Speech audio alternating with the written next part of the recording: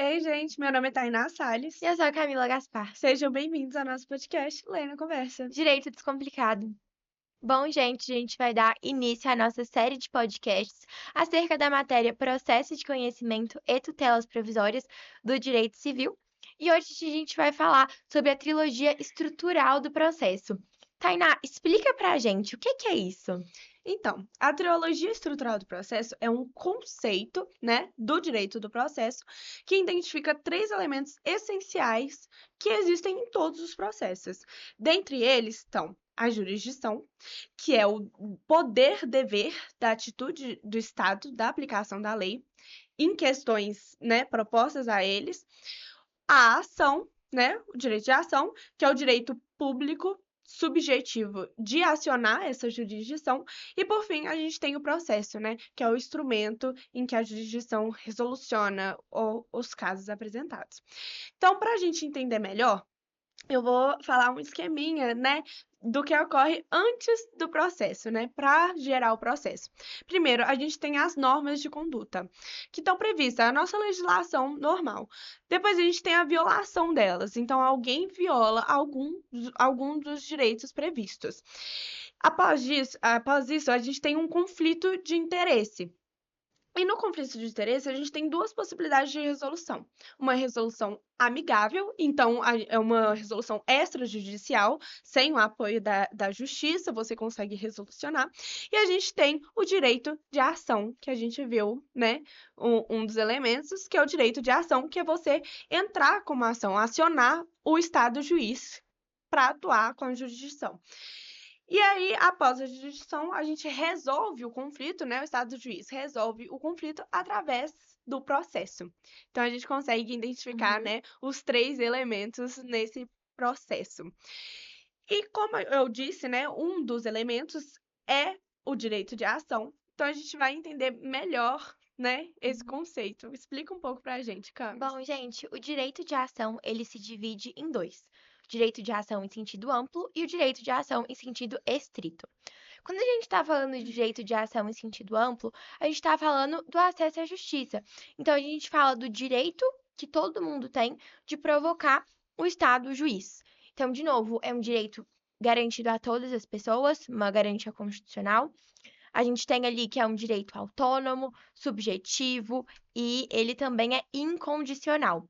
Importante frisar que ninguém é obrigado a entrar com processo judicial. A pessoa entra se ela quiser. É facultativo, né? Exatamente. Uhum. Agora, quando a gente fala do direito de ação em sentido restrito, a gente está falando daquele direito de ação específico, que é exercido pelo autor da demanda. Porque quem vai entrar no Poder Judiciário, quem vai acionar o juiz é o autor. O autor, ele quer que o juiz resolva o procedimento, resolva a questão de uma forma favorável aos seus pedidos. Então, o autor, ele não quer só um acesso à justiça, ele quer que aquilo seja benéfico para ele. Então, ele quer ali que o juiz acolha todos os pedidos, que é a satisfação do direito material, a satisfação daquilo que ele está pretendendo. Você falou das condições, né? Que ele é condicionado. Me fala, quais são essas condições? Gente, as condições da ação são duas: a legitimidade das partes e o interesse processual. A gente tem ali no artigo 17 do CPC que ele vai dispor que para postular, lembrando que postular é pedir, então para postular em juízo é necessário ter interesse e legitimidade. Então vamos falar um pouquinho da legitimidade, né? O que isso significa? Discutir se alguém é legítimo ou não para entrar com o processo, para ser parte, é discutir se aquela pessoa específica pode ser autor ou se aquela pessoa específica pode ser réu do processo. Quando a gente está analisando se uma pessoa pode ser autor, a gente fala da titularidade ativa, né, do polo ativo. Quando a gente está analisando o polo passivo, quando a gente está analisando se o réu pode configurar como parte naquele processo, a gente fala então de titularidade passiva. E, gente, a regra geral que vai estabelecer a legitimidade ordinária é aquela que alguém vai pleitear em nome próprio, direito próprio. Mas o que isso significa, né? Significa que se eu entro numa ação contra a Tainá, falando que ela tem que me pagar um certo aluguel que ela não me pagou, eu sou o titular desse direito. O apartamento é meu, o aluguel tem que ser pago para mim, então eu, em nome próprio, vou pleitear um direito próprio também. Então eu vou falar aqui, Poder Judiciário, a Tainá tem que me pagar. Eu tô no meu nome, então, assim, representação própria, e o direito é meu. Porém, a gente vai ter casos excepcionais em que a gente vai ter a legitimidade extraordinária, que vai ocorrer nas hipóteses em que alguém vai pleitear em nome próprio direito alheio. Então, quais que são, né, esses casos? A gente sabe que o Ministério Público, ele atua na proteção, né, na tutela dos direitos difusos, como o meio ambiente, e na proteção dos menores de idade, né? Então, quando a gente tem ali uma ação com algum menor de idade, o Ministério Público tem que estar ali supervisionando, atuando como custos legis. Mas, enfim, essa legitimidade ordinária, ela ocorre quando, por exemplo, o Ministério Público, ele vai atuar em nome próprio para defender um direito alheio. Ah, então é tipo uma mãe representando o filho no processo? Não, a gente tem que tomar cuidado quando a gente fala de legitimidade ordinária, que significa substituição processual, e quando a gente fala de representação processual, que é o caso que você falou. Então, vamos colocar cada coisa no seu lugar. Uhum. Quando a gente fala de legitimidade extraordinária, a gente está falando de substituição processual. Então, é alguém que vai atuar em nome próprio, mas vai defender um direito alheio. Quando o Ministério Público pleiteia um direito difuso, por exemplo, quando ele vai proteger, quando ele vai tutelar o meio ambiente, ele está atuando em nome próprio, então é o Ministério Público mesmo. Só que o interesse, o direito é alheio, o direito difuso, é o direito da coletividade, não é exclusivo do MP. Então, por isso que a gente fala de substituição processual.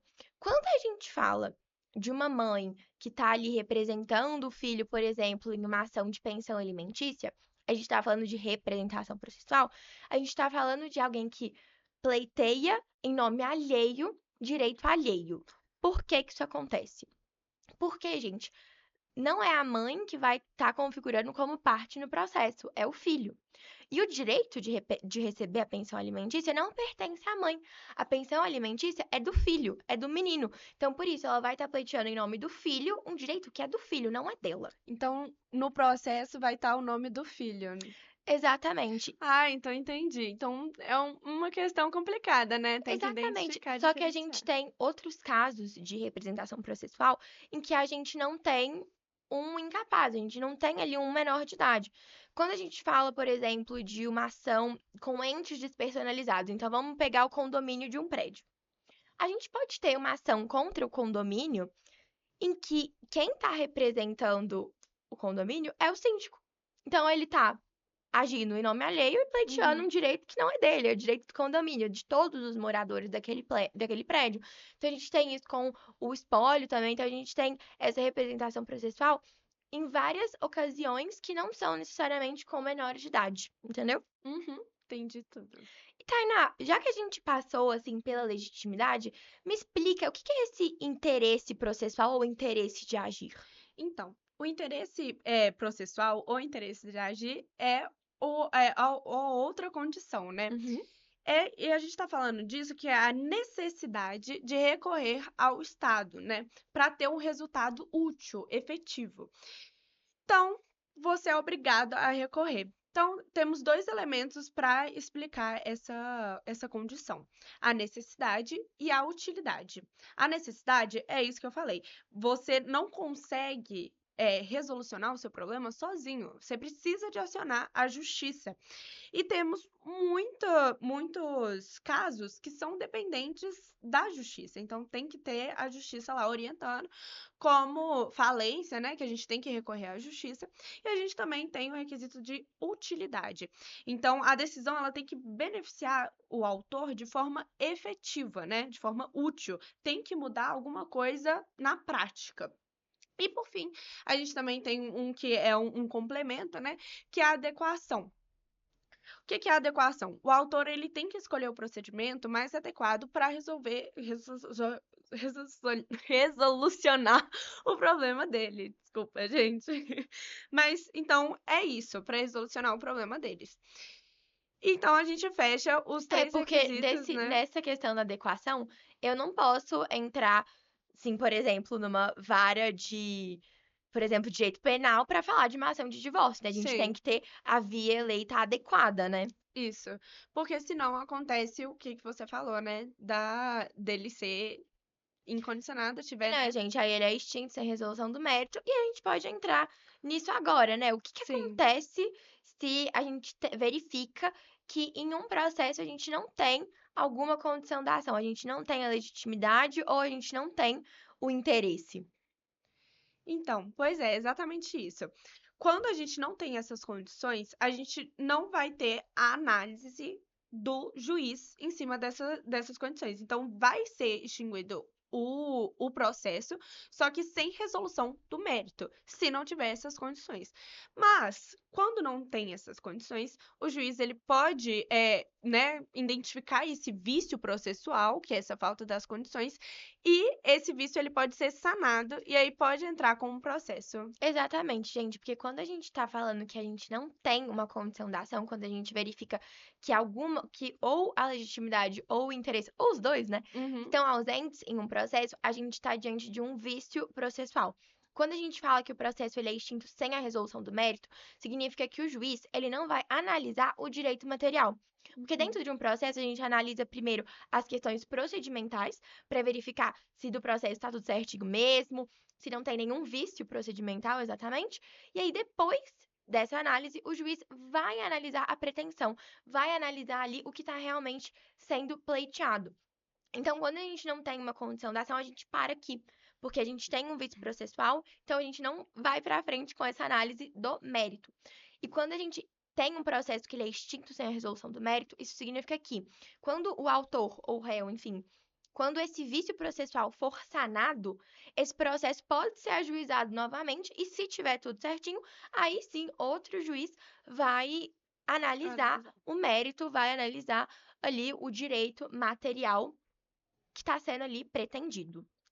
Sim. E agora a gente vai falar um pouco da capacidade, né, dentro do processo, quem que pode atuar, entender mais um pouquinho. A gente tem três tipos de capacidade. A capacidade de ser parte, ou seja, você ser réu ou autor, e isso se enquadra em todas as pessoas que possuem personalidade de direito. Então, todas as pessoas que têm capacidade de direito podem ser parte de um processo. Já a capacidade processual, que é a atuação dentro do processo, né, quem pode responder o processo, são pessoas que, ou se são que têm capacidade plena, elas podem atuar sozinhas. Já pessoas que são absolutamente incapazes, elas têm que ser representadas dentro do processo, assim como a gente falou, né? No caso da mãe e do Exatamente. filho, Aham. ele tem que ser representado por ser considerado absolutamente incapaz, e por fim, o relativamente incapaz, né? Que ele tem que ser assistido, né? Dentro do processo. E por fim, a gente tem a capacidade postulatória, que é quem pode formular o pedido, né? Atuar tecnicamente dentro do processo também. A gente tem a regra geral, né? Que é dentro do âmbito do direito privado, que é o advogado, e a gente tem a exceção, né? Que são a exceção, que são Uhum. nos juizados especiais, quem pode entrar até 20 salários mínimos, você não precisa necessariamente de ter um acompanhamento de um advogado, se a causa não for até 20 salários mínimos. E até 40 salários mínimos, você pode atuar dentro do juizado especial, mas aí já com um advogado, Advogado. né, a partir dos 20 salários mínimos. Exatamente. E, gente, só uma coisa que a gente não falou, mas além das condições da ação, a gente tem os elementos da ação, né? Ah, é isso mesmo. Para ter o processo, a gente também tem os elementos que compõem o processo. É, que são as características do processo, né? Sim, Sem as quais o processo não existe. exatamente. Então, a gente tem a participação, né, as partes, né, quem são os réus ou quem são os autores. A gente tem a causa de pedir, que tem que ser apresentado, né, e fundamentado o Os fatos fundamentado e os é fundamentos os fatos, jurídicos, os né? fundamentos, os pedidos, né?